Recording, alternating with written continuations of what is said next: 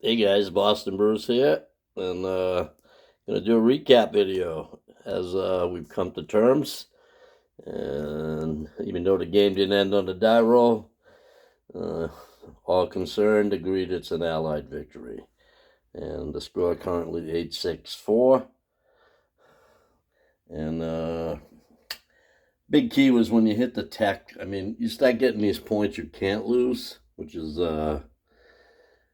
makes it big. I mean, Big Blue, I couldn't lose now unless I came out of port, which we're going to talk about strategies in this as we were going into turn 18. Uh, Germany's still fucking really strong. So, anyway, I'm going to go around the board. We'll talk about strategy. I ain't going to critique my opponent's plays, but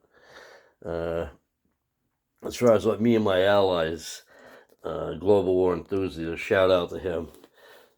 We had a great time. It's always fun to be his ally, and boy, we fight, argue about what to do. But it all worked out in the long run, as we were able to hold off, even though the Axis pounded them the whole game. The whole game. Shout out to Hamburg. I mean, Germany was a beast. Italy was a beast till the end. Once it took out the Italian army out in Africa down here, it made it pretty clear that left limited stuff for us to defend, making it a little easier.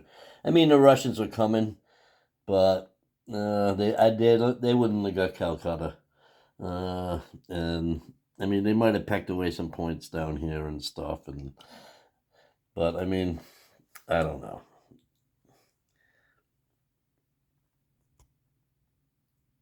No, one strategy we had, which we both agreed on, was we were never going to go into Spain, and we loved it, the fact that they kept pumping money into here. That was probably the only thing that worked for us in the European theater. I mean, we were having so much trouble with the subs. Oh God, Hamburg killed us, killed the British economy with the subs, and I mean, I kept having to send fighter after fighter after fighter to the British, and then place to get my fighters over there too, and build fighters there, and we tied up a lot.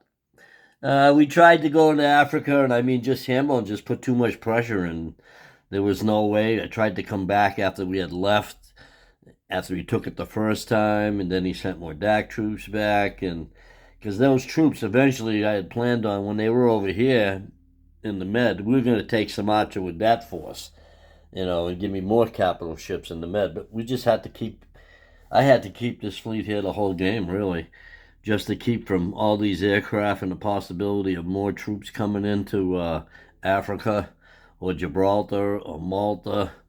So, I mean, it was shout out. I mean, he kept us busy the whole game over here.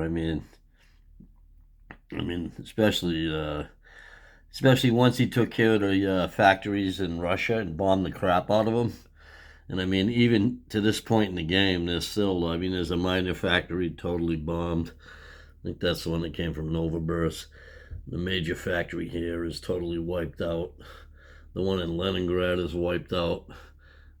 His only good the one in Smolensk is wiped out. The only good factory he's got is a major factory down here, which the Germans don't even have to worry about. So, I mean, he still had his armies over here. He could have went back into Russia anytime. He could have took Finland back anytime he wanted. He controlled Norway. He was up in Greenland and Iceland. I mean, we did the late move where we sacrificed some troops. It's probably the only one of two spots that only had a couple units in it and without a fort. That in Denmark. So, yeah, Pete decided, yeah, let's go for it. We went with that, and we're hoping, eventually maybe do an overlord somewhere. But, we went with the strategy of basically the big thing was to hold on to this side of the board, and sun never sets, or be able to take it back if we lost it, which did happen. We were able to go back into Southeast Asia and take it all. Like I watched Randall's recap video. Like he said, he got picked off a few spots, lost a big troop in southern India, lost some navy over there in Aden, I believe it was. And, that all came back and haunted him. losing these troops here and there. Same with me. The strategy was, we figured of the two players, and this is usually what happens in this type of game, is if you're the allies, you're going to decide where you want to go. And a lot of the situations that happened in the game dictated where we're going to go. And, we decided it was easier to go over here. And the fact that I got ahead of him on improved constructions, he finished large ship first, and that's why I wound up with all these regular battleships. I think I had 6 of them here, and another one down in south. Yeah, another one was down here in my fleet over here, which I'll talk about, which worked out good. Once I got a big enough fleet over here in Wake, and I was able to send some troops and keep them out of kamikaze range and take back the money, which he wasn't able to really defend as much because he was trying to keep up with the ships, which I've never gotten big blue with the U.S. because it's just so hard. You just got to spend so much money. And, we were able to get it. We had that one turn where I was able to build them at $5 each, and I was able to jump ahead there, and he never was going to be able to catch back up. I mean, because I had so much more money than him at this point. And, whatever he had, like if he'd have started another one this past turn, I would have started 2 more. So I would have stayed ahead. There was no way I wanted to lose that. And that's why I wasn't coming out of port, to fight. And he was baiting me over here. I was tempted to come up here because, like you said, I didn't have much fodder, and if I lose one, damage one ship, there goes big blue. So it was kind of like I couldn't do it. I just couldn't come out and to the point unless I seen enough. I was tempted to sacrifice some Air Force to go after some planes, but then when he bought all the destroyers, it was like, no need to now. But eventually we would have got there. I mean, when I'm making at this point, I'm up in the. I think I'm at 69 on the bill chart, so I'm always getting close to $80 a turn. And, he's down in the 20s, so, there's no way he can compete, and as, eventually my next buy, I was going to start doing a little more effort. Going into Texas would have been a seaplane and a destroyer. I had my medium bomber back in, that I had bought last turn with a destroyer in Washington. Now that I had extra cash, I could start maybe hunting some subs, which we weren't able to do. We did a horrible job killing subs. I don't know how many we killed. And, it hurts when you don't have advanced sub warfare, and the other guy has advanced subs. And he was able to build them. I mean, the Russians never really put any pressure on the Germans, so it wasn't like there was 800 advanced mechs out here and 20 light armor. I mean, he was able not to. Once he took his territory, he did his tactical retreat, and there was no way the Russians were coming in. They just didn't have any punch units hardly at that point. I mean, they got a bunch now down here, but this came late in the game, so he had locked down Poland and Romania for the game, which is good, and he always could have took back Helsinki if it got to the point where the Russians were going to win. So, in Italy, Italy did their job. They came in, they disrupted, they hang on. They were never really seriously threatened at this point. And even now, to get to Rome would be 2 or 3 turns. I mean, if I had like 5 transports there with 10 units, I mean, even that, I'd have to have all my aircraft down here. It just wasn't happening. We weren't going to take. We knew which points we were going to get. At this point in the game, like when the Axis decided to call it, well, they know it's hard for them to get any more points, unless it goes back into Russia to try and take 3 cities, and that's not going to happen. And he had threatened England the whole game. And I mean, it's like God every turn. Oh, I need another fighter. I need you to send another fighter. Can you send me some more fighters? And it's like, oh, I can't do anything. I can't do anything else I really want to do because we had to. And the game comes down to points. And London is a key. You can't let Germany get in there and get a foothold. I mean, he got in there. I think he took Scotland once or Northern England. No, never took Northern England, I don't think, but he took Scotland, and he always threatened to come. I mean, we had, even at this point in the game myself, I still had one, two, three, five. I had 2 jets, 3 fighters, and a medium bomber in southern England, and I also had a fighter in London. And the Brits still had one on a carrier, 2 in London, 1 on map. The French had 1 on map the whole game. He didn't have any in southern England, but I had another one on map in A-17. I mean, there's a lot of aircraft being tied up. We lost a few there in the attack into Belgium, but it was well worth it to take away that point, you know. And you know, the Germans still had a huge army, and even in that, you know, he may have, if it ain't at that point in the game, Hambone probably doesn't even scramble, and he just takes it back the next turn. You know, the possibility of the game ending is why he scrambled most likely. He doesn't scramble usually on that one, you know, because he knows he can take it right back. So anyway, that was that. You know, like I said, it was a good game.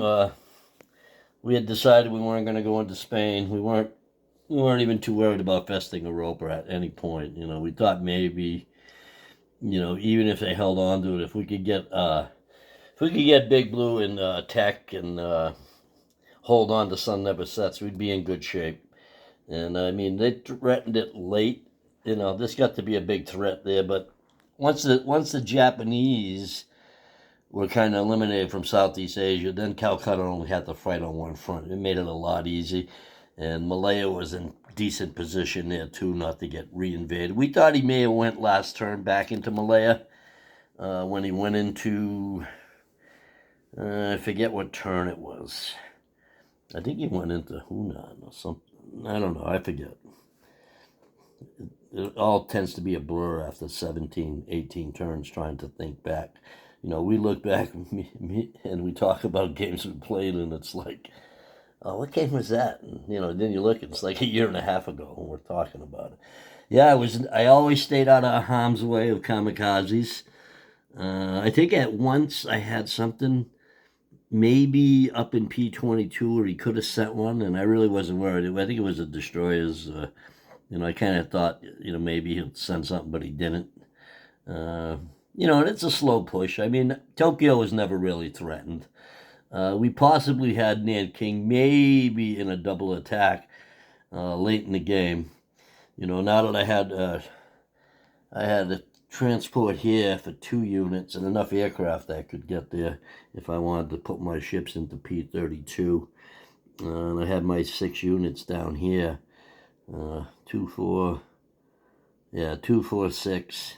6 more units here, so about 8 in all my aircraft, and I was gonna hit it with the KMT first, seeing what, because there was only, I think there was 10 infantry, a couple militia, and a fort.